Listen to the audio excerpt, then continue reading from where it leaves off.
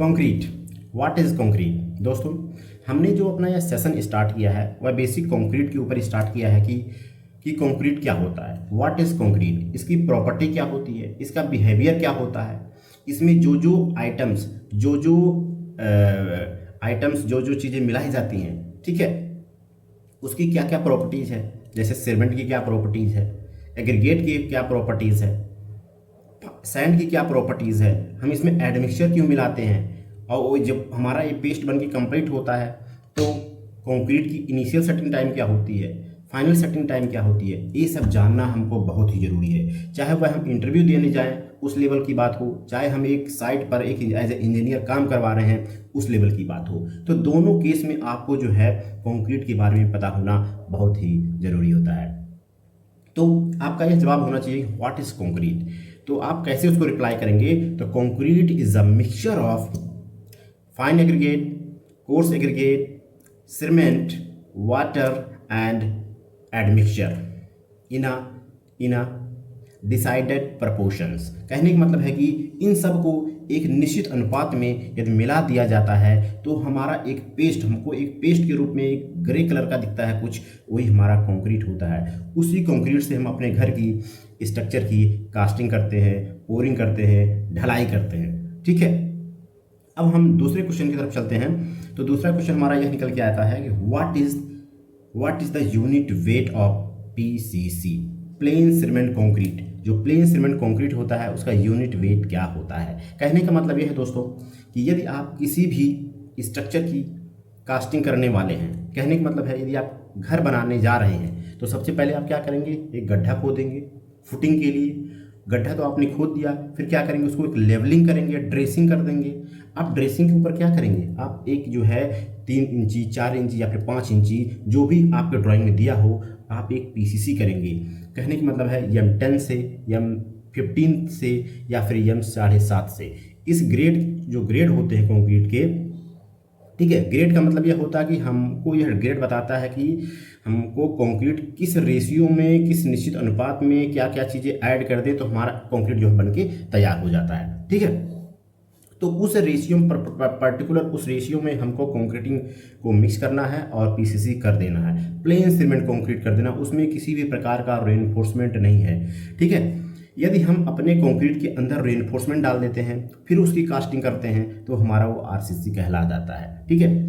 तब हमने, हमारा आंसर क्या था, हमारा क्वेश्चन था कि what is unit weight of PCC, plane cement concrete का यूनिट वेट क्या होता है। तो 2400 किलोग्राम पर मीटर क्यूब, 2400 किलोग्राम पर मीटर क्यूब ये हमारे पीसीसी का जो है यूनिट वेट होता है, ठीक है। आप 2400 ग्राम कैसे हुआ, कहने का मतलब है यदि आप 1 क्यूबिक मीटर का गड्ढा खोदते हैं, 1 मीटर गहराई में 1 मीटर चौड़ाई में, इस प्रकार से आप एक गड्ढा खोदते हैं और उस गड्ढे के अंदर आप पीसीसी जो आपने बनाया है और उसको फिल करते हैं, ठीक है, तो आपका 2400 किलोग्राम मटेरियल उस गड्ढे के अंदर चला जाएगा, ठीक है।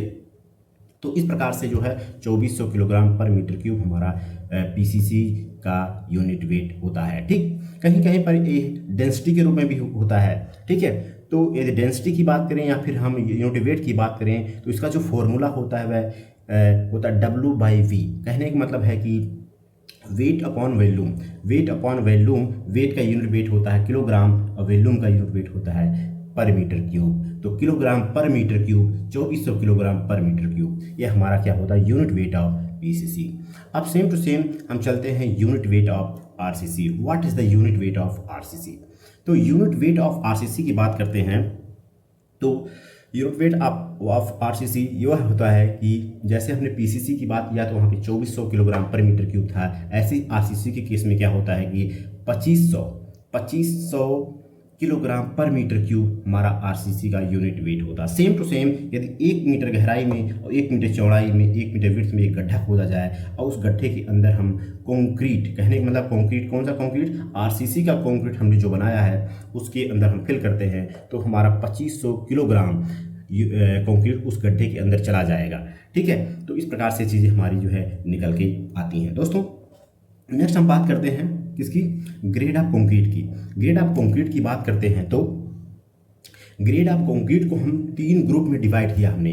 कितने ग्रुप में डिवाइड किया गया है, 3 ग्रुप में डिवाइड किया गया है। Standard concrete, standard concrete, ordinary concrete और हाई स्ट्रेंथ कंक्रीट।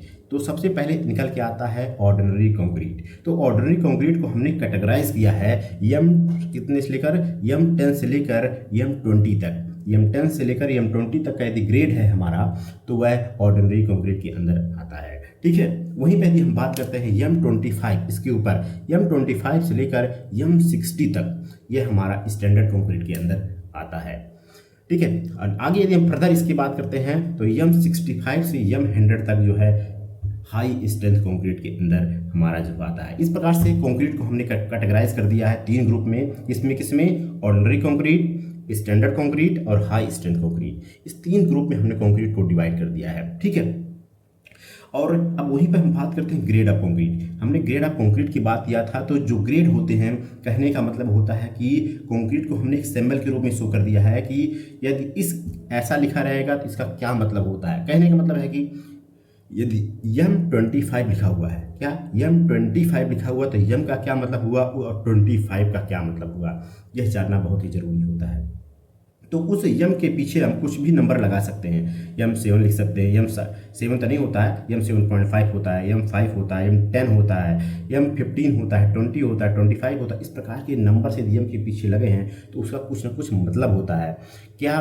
ठीक है, तो एक एग्जाम्पल के तौर पे हम बात करते हैं M25 को लेकर।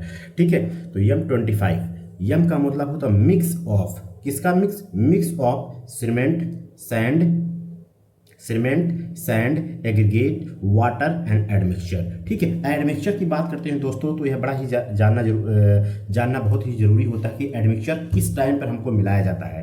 क्योंकि जब हम एडमिक्सचर मिलाते हैं तो वह हमारे इनिशियल और फाइनल सेटिंग टाइम को कम कर देता है या फिर ज़्यादा कर देता है। ठीक है, जहाँ पर हमारे इनिशियल सेटिंग टाइम को ज़्यादा करना हो या कम करना हो, उसी के हिसाब से हमको जो है उसमें केमिकल की डोजिंग की जाती है।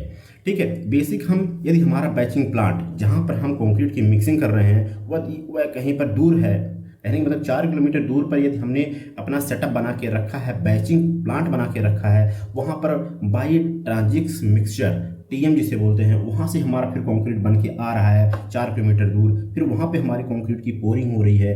क्योंकि हमको यह पता है कि कंक्रीट का जो इनिशियल सेटिंग टाइम होता है वह 30 मिनट्स होता है। 30 मिनट्स के बाद वह हमारा जो है वो कंक्रीट क्या करता है, सेट होना स्टार्ट कर देता है। इसलिए हमको उसमें केमिकल मिलाया जाता है ताकि उसके अंदर, कंक्रीट के अंदर जो भी प्रॉपर्टीज है, सेटिंग टाइम है, वह मेंटेन रहे, मॉइस्चर मेंटेन रहता है और फिर हमारा वह सेट नहीं होता है।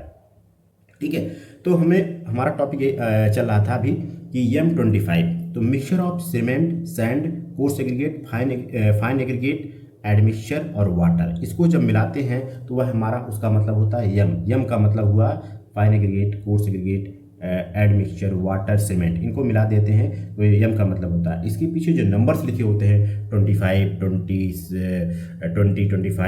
30 इस प्रकार के, तो वह बताता है कि 25 न्यूटन पर mm², यह स्ट्रेंथ 28 दिन की होगी। कहने का मतलब है जब आप कंक्रीट के कास्टिंग करते हैं जिस डेट को, और उसी डेट को उस कंक्रीट से क्यूब में हम फिल करते हैं, और उसी क्यूब को यदि हम 28 दिन के बाद हम अपने CTM मशीन में, कंप्रेसिव टेस्टिंग मशीन में ले जाकर चेक करते हैं तो हमको मिनिमम जो है 28 दिन की जो स्ट्रेंथ निकल के आती है तो उतना आना चाहिए। कहने का मतलब 99.99 जो है हमारा स्ट्रेंथ जो है लमसम आ जाता है। ठीक है, 25 का, तो वह करेक्टरिस्टिक स्ट्रेंथ बताता है 28 दिन की नंबर्स। ठीक है, तो इस प्रकार की चीज़ें होती हैं। वहीं पे भी हम दोस्तों बात कर रहे थे मोटा मोटा कंक्रीट के ऊपर। तो कंक्रीट के ऊपर बात कर रहे हैं तो यह जानना बहुत ही ज़रूरी है कि इसका IS कोड क्या होता है। IS कोड की बात करते हैं तो प्लेन और RCC, प्लेन सीमेंट कंक्रीट और रेनफोर्समेंट, ठीक है, RCC रेनफोर्समेंट जिसे बोल देते हैं, रेनफोर्समेंट कंक्रीट, इसके लिए जो IS कोड यूज़ किया जाता है वो 456 IS कोड यूज़ किया जाता है। ठीक, यदि हम अपना कंक्रीट डिजाइन मिक्स बना रहे हैं तो उसके लिए IS कोड 10-262 यूज़ किया जाता है, इस्तेमाल किया जाता है। ठीक है, सैंड के लिए IS कोड 383 होता है। कोर्स एग्रीगेट के लिए IS कोड हमारा 2386 होता है। अलग अलग टेस्ट के लिए अलग अलग पार्ट होते हैं इसके। ठीक है, कंप्रेसिव स्ट्रेंथ हम जब कंक्रीट की चेक करते हैं उसके लिए IS कोड 516 होता है। ठीक है, और जब सैंपलिंग करते हैं हम कंक्रीट की उसके लिए IS कोड 1199 होता है। तो इस प्रकार की चीज़ें हमको कंक्रीट के अंदर मिल जाती हैं। बेसिक चीज़ें हैं, यह जानना बहुत ही ज़रूरी है। धन्यवाद, थैंक यू।